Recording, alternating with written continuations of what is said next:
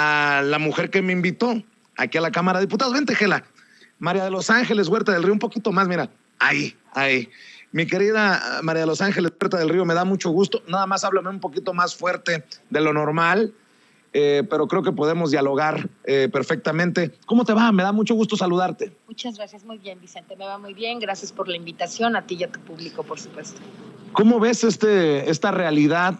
Una oposición que le apostaba al infierno ayer y resulta que más de 75,000 mujeres, en su gran mayoría, no podemos decir que todas, salieron en santa paz. Así lo reportábamos nosotros. Tenemos, de hecho, por ahí imágenes que tiene don David, exclusivas de Sin Censura, que estuvimos recogiendo, y resulta que las mujeres sí quieren paz. Es más, muchas se dedicaron a repartir flores entre señoras de la limpieza, entre mujeres policías, y esto es una bofetada a esos que le apuestan a la violencia, que le apuestan a lo peor con el gobierno del presidente Andrés Manuel López Obrador. Y que deben haber estado muy enojados, Vicente, porque justo lo que querían no se logró. Fue un sector muy pequeño, aproximadamente 50, 100 mujeres de las miles y miles que había, quienes con estrategias y hasta con armamento, ¿verdad?, se acercaron a tratar de hacer alguna provocación. Pero eso fue muy poquita gente, muy poquitas mujeres.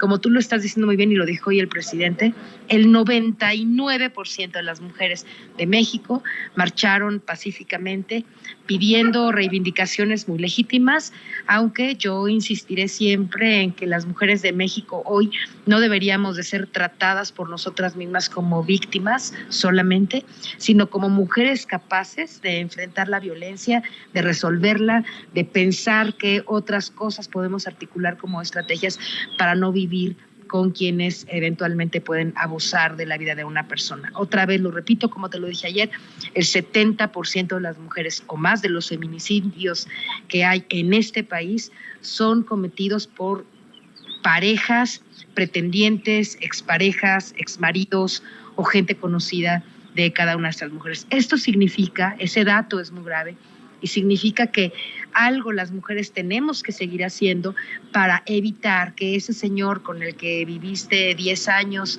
a lo mejor porque tus hijos, porque no tenías posibilidades económicas de manutención, etcétera, tuviste que vivir con él, se generó una relación ya muy grave.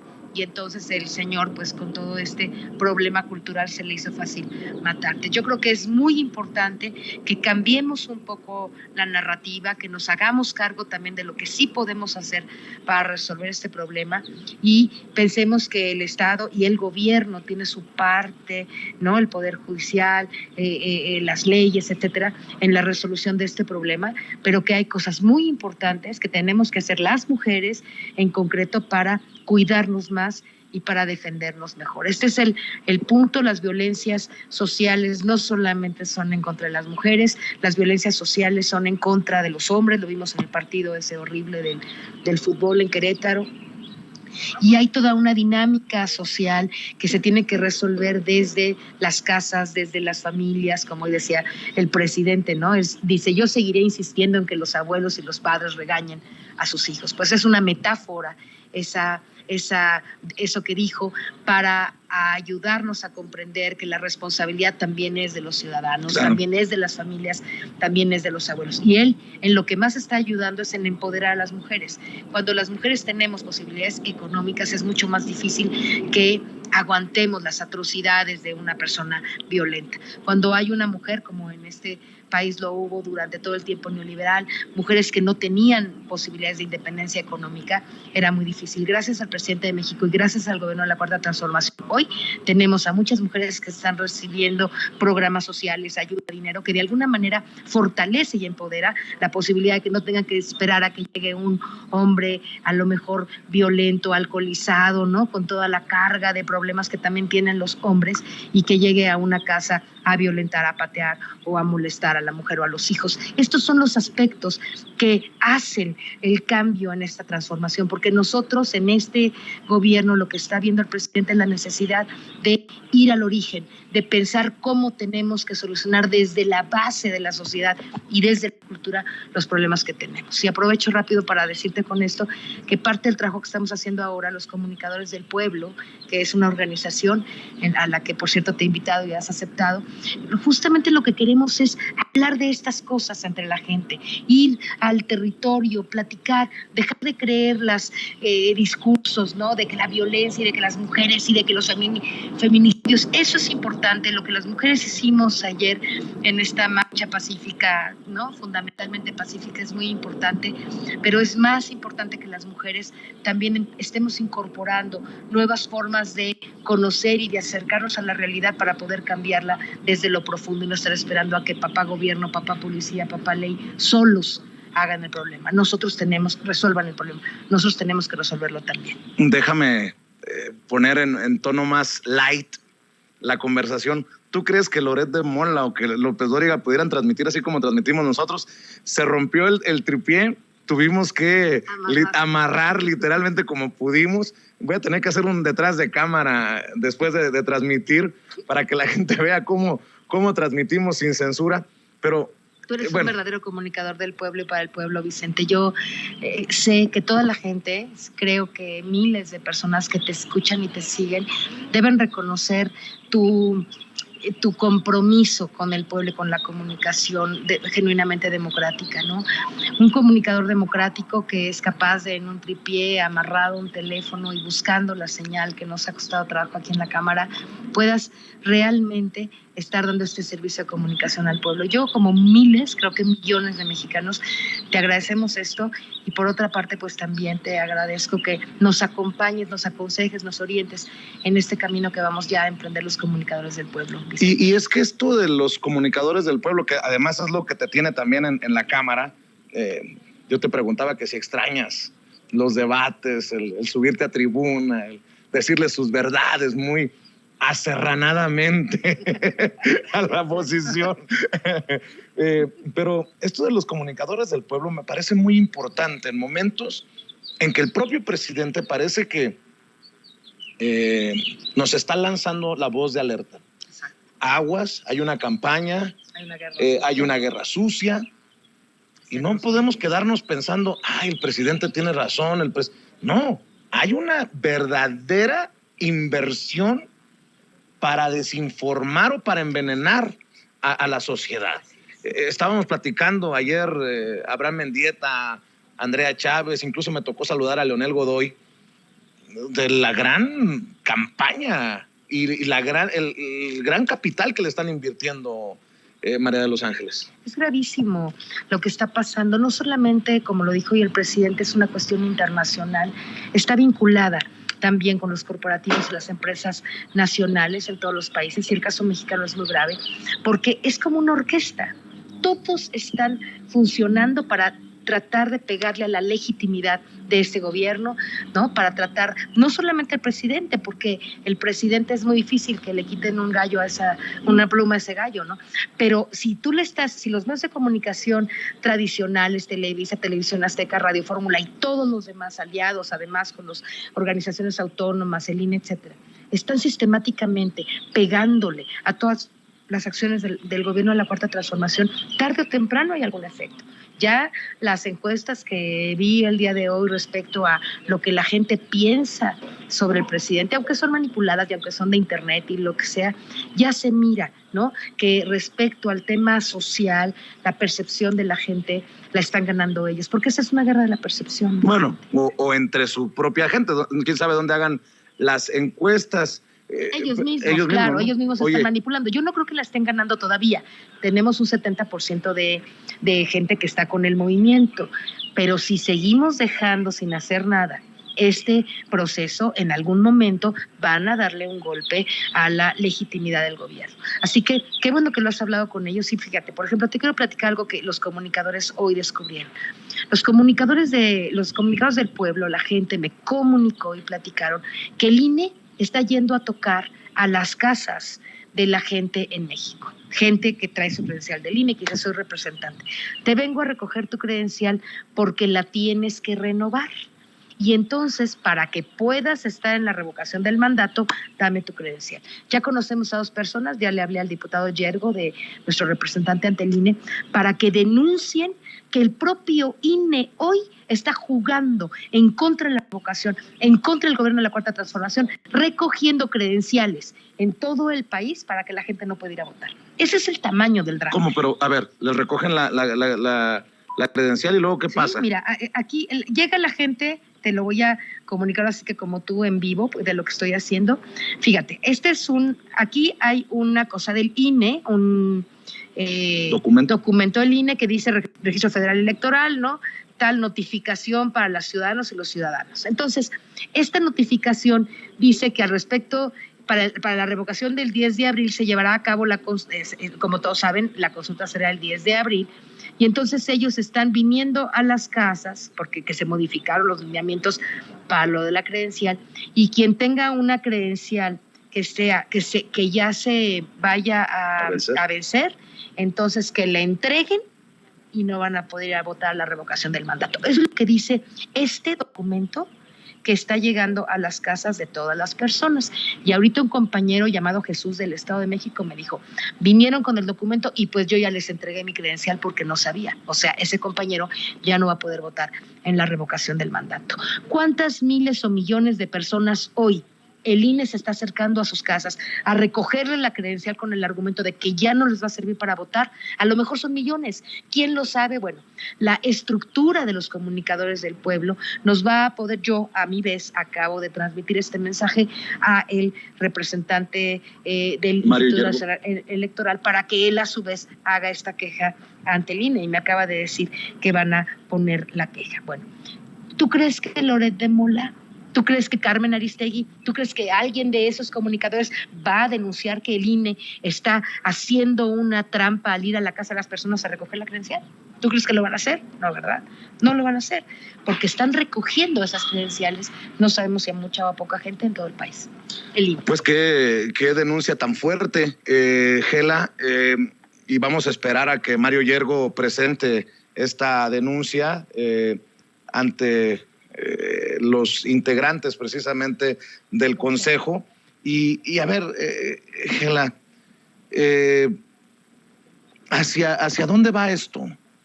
Lo hemos platicado a veces sin censura, afortunadamente ya lo hacemos frente a frente, en persona, y yo me pregunto, ¿hasta dónde están dispuestos a llegar con tal de que el presidente Andrés Manuel López Obrador no cumpla con sus objetivos, con sus promesas?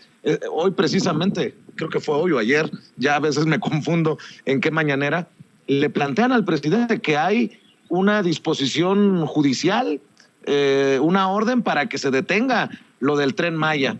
Dice el presidente, pues vamos adelante, pero la realidad es que sí hay también una batalla legal para tratar de ponerle el pie como una zancadilla a ese gobierno. ¿Hasta dónde estarán dispuestos a llegar? Pregunto yo, María de los Ángeles Huerta del Río, porque el presidente se ha detenido mucho en hablar de un golpe blando, una intentona de la guerra híbrida, pero no podemos ser inocentones, no podemos voltear para otro lado. Tenemos que hablar de estos temas que son difíciles, complicados, porque no vamos muy lejos.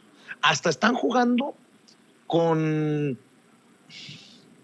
la falta de información de muchas personas. Si es ratificación o es revocación, y la gente no vaya a votar por revocar al presidente en lugar de ratificarlo, ¿no?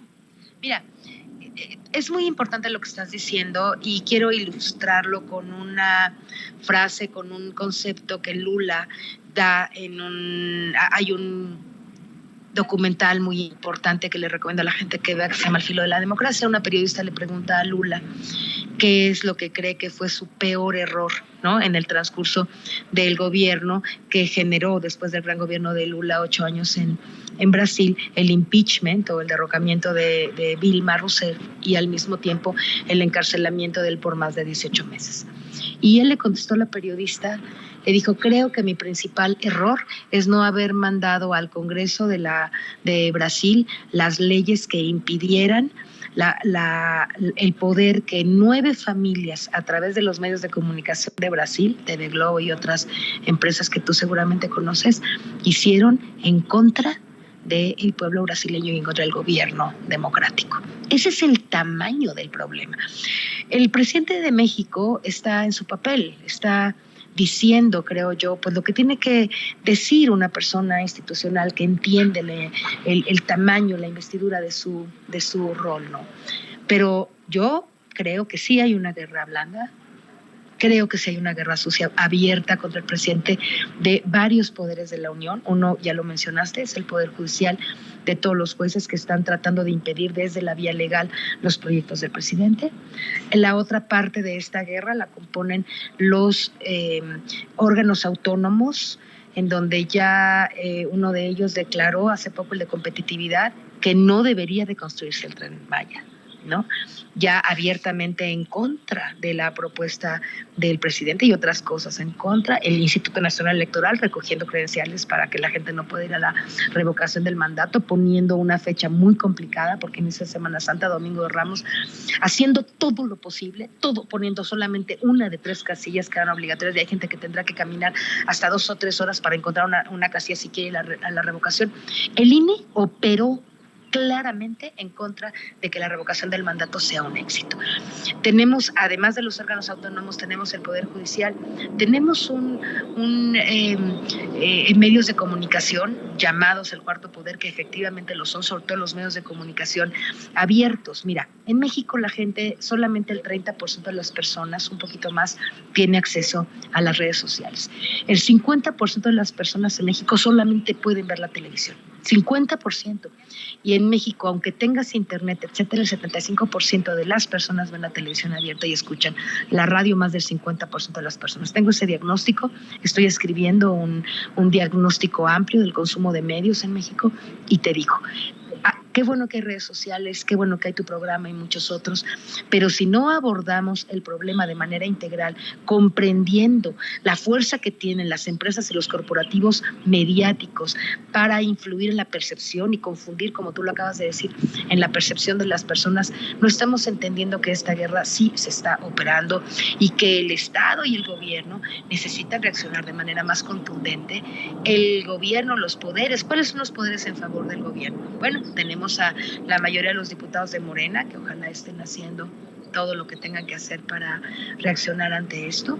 Tenemos al gobierno federal, ¿no?, que es el gobierno de la transformación, y tenemos a todos ustedes, que son las redes, los comunicadores del pueblo, los comunicadores democráticos que estamos ayudando. Tenemos una parte del Senado, no toda, porque a mí me parece que el Senado francamente está dividido casi a la mitad entre la gente que está en contra de la transformación y la gente que está a favor, así que tenemos... Y hay otros que se dicen estar a favor, pero actúan como si estuvieran en contra, ¿no? Así es. Entonces, si tú miras los poderes de la Unión, tienes a todos los abogados, a todo el dinero, a todos los corporativos, asociaciones civiles como Mexicanos en favor de o en contra de la corrupción, que se llaman en favor de la corrupción, a toda la gente de X González, etcétera, operando realmente.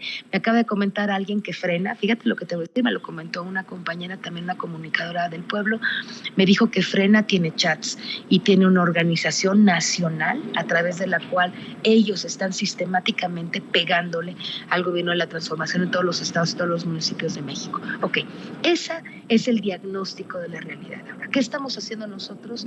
Pues también empujando a que el pueblo pues empuje al propio gobierno, al propio poder, a las propias instancias necesarias para que afrontemos esta guerra y no permitamos que ellos sigan dominando. Es que el discurso, la narrativa hegemónica hoy en los medios es en contra del presidente, todo lo califican mal, todo dicen que está mal, todo lo juzgan, pueden utilizar hasta 15 o 20 minutos del tiempo. He oído para mi diagnóstico a comunicadores como Loret de Mola, como la gente de Radio Fórmula, Ciro Gómez Leiva, el López Dóriga, ¿no?, Merker, Dresser, Carmen, y utilizan el 80 o 90% del tiempo y los comentarios a hablar en contra de los proyectos de la Cuarta Transformación.